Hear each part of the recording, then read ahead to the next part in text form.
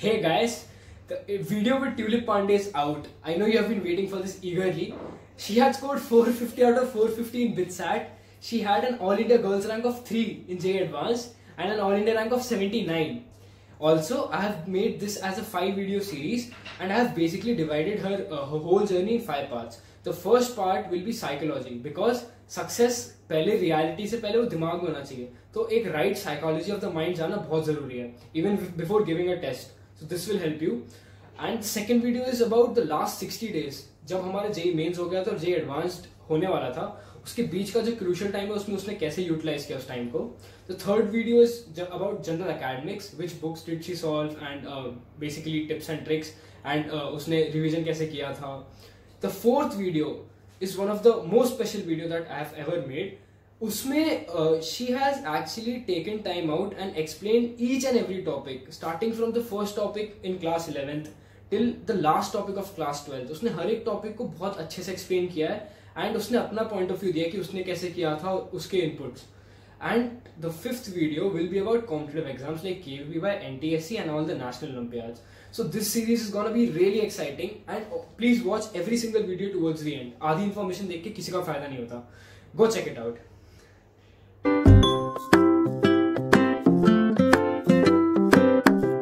हमारे साथ है ट्यूलिप पांडे जी, जिनकी ऑल इंडिया गर्ल्स रैंक 3 थी JEE एडवांस में, all India rank 79 and BITSAT score 450 out of 450. Full मचाया था फोड़ा पूरा BITSAT. Let's start with the psychological aspects of your preparation. तो बहुत सारे क्वेश्चंस आए थे, तो मैंने उसमें से बेसिकली काफी लाइक 7-8 क्वेश्चन चुने हैं इस पार्ट में. तो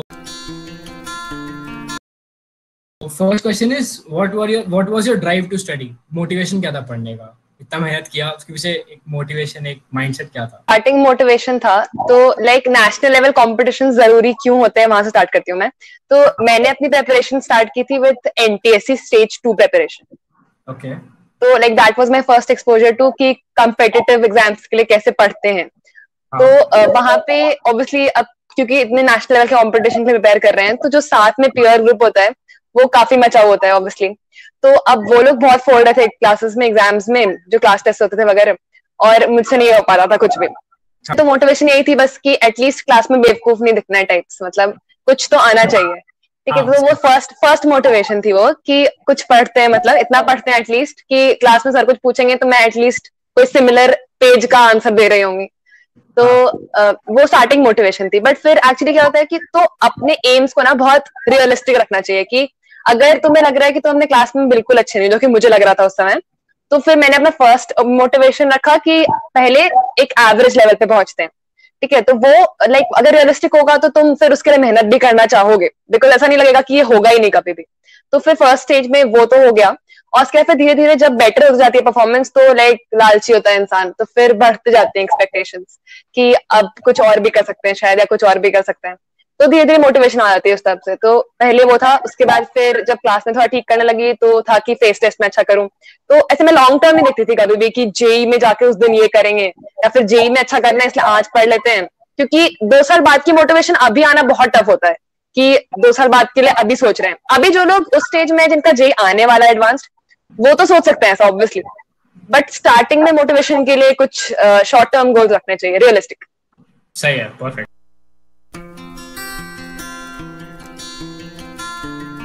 तूने इतना कंसिस्टेंटली कैसे प्रिपेयर किया? मतलब तू कोई टाइम टेबल फॉलो करती थी या ऐसा कुछ था कि मतलब हर दिन सेम अमाउंट ऑफ एफर्ट या उससे पिछले दिन से ज्यादा अमाउंट ऑफ एफर्ट कैसे पुट इन किया था?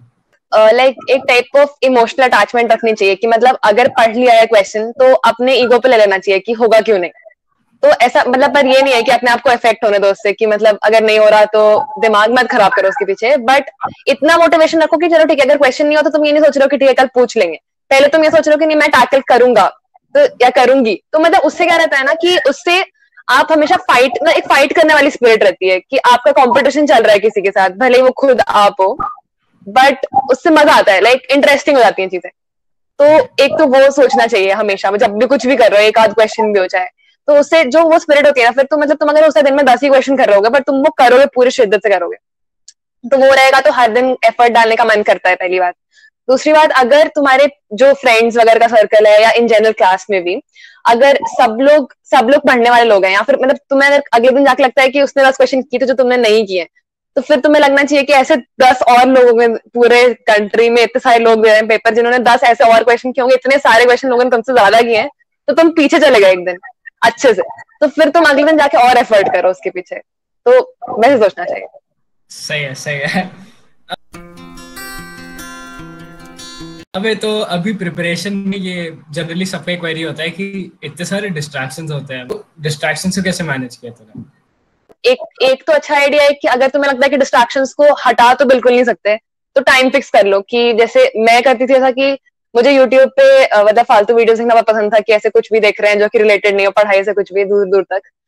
तो मैं करती थी कि मतलब जब मैं अपने कोचिंग से आऊंगी या स्कूल से आऊंगी जब भी, तो खाना खाते समय या फिर उसके 1 आध घंटे इधर उधर मैं पूरा बैठ कर आराम से देखूंगी, मतलब इतना कि मैं मतलब बोर हो जाऊं अच्छे से कि अब नहीं देखना। और पर उसके बाद फिर नहीं देखूंगी पूरे दिन भर, मतलब उसके बाद फिर एक डेड मतलब वो रखो, अपना एक लिमिट रखो कि फिर फोन नहीं उठा रहे उसके बाद उस काम के लिए एटलीस्ट।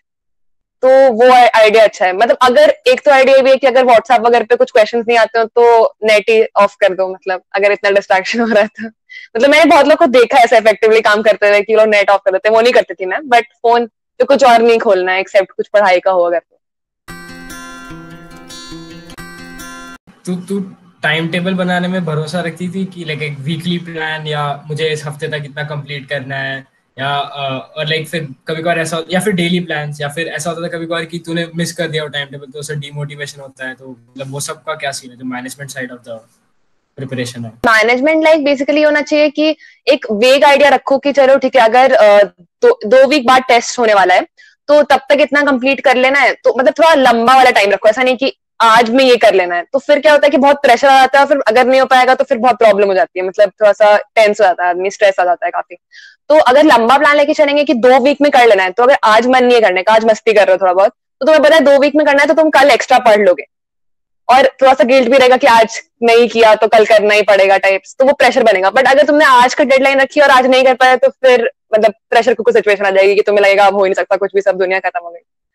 तो वो नहीं करना चाहिए, थोड़े लंबे डेडलाइन रखने चाहिए, बट थोड़ा एग्जाम से स्पेस्ड आउट। ऐसा नहीं कि मतलब अगर 2 वीक बाद एग्जाम है तो वही रखिए डेडलाइन की 2 वीक में खत्म करेंगे, मतलब 3 वीक बाद एग्जाम है तो फिर 2 वीक की डेडलाइन रखो कि चलो 2 वीक में खत्म कर लेंगे सिलेबस, कि कहीं खींच खींच के भी 3 वीक पे पहुंच जाए पर हो जाए।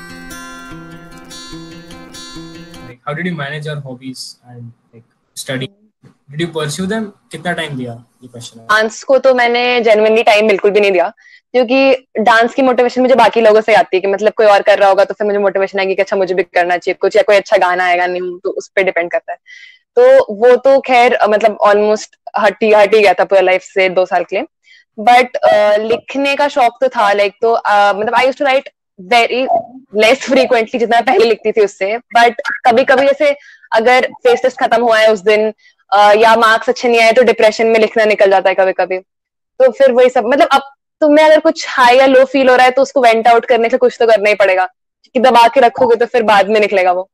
तो अगर मतलब जो लोग को भी किसी आर्ट फॉर्म में इंटरेस्ट है, फिर इन जनरल किसी भी चीज में इंटरेस्ट है, तो मतलब जब बहुत हाई या बहुत लो फील हो रहा है तो थोड़ा वेंट आउट कर देना चाहिए आई गेस। तो तब मैं लिखती थी जनरली, मतलब या तो बहुत अच्छा कर दिया कुछ तो कुछ लिख लो अच्छा सा, या कुछ बहुत बुरा हो गया तो लिख लो। सही है। ओके, अब ये लास्ट वाला क्वेश्चन थोड़ा ऐसा ज्यादा डीप है, ठीक है?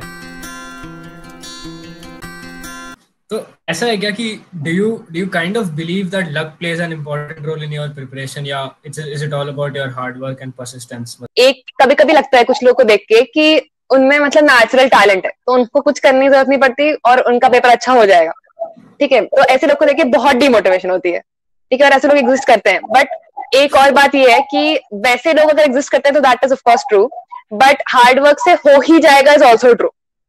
तो हार्ड वर्क से देखो, मतलब एक ऑफ कोर्स जेई एडवांस क्योंकि सिर्फ एक दिन का एग्जाम है तो वो बहुत लक डिपेंडेंट है कि उस दिन अच्छा होगा या नहीं, बट क्योंकि उसके आसपास और भी एग्जाम्स है, मतलब बिट सैट है, जेई मेंस 2 बार होता है आजकल, तो लक फैक्टर अगर मतलब इन जनरल देखो कि किसी कंपेटिटिव एग्जाम में अच्छी परफॉर्मेंस हो पाएगी उसमें लक फैक्टर फिर थोड़ा सा कम हो जाता है। लाइक तुमने अगर हार्ड वर्क किया है तो सारे खराब होंगे ये मुश्किल है, बट ये भी हो सकता है कि फर्स्ट खराब हो जाए फिर तुम डीमोटिवेट हो जाओ और उसके बाद फिर पेपर खराब होने लग जाए, that is a possible scenario.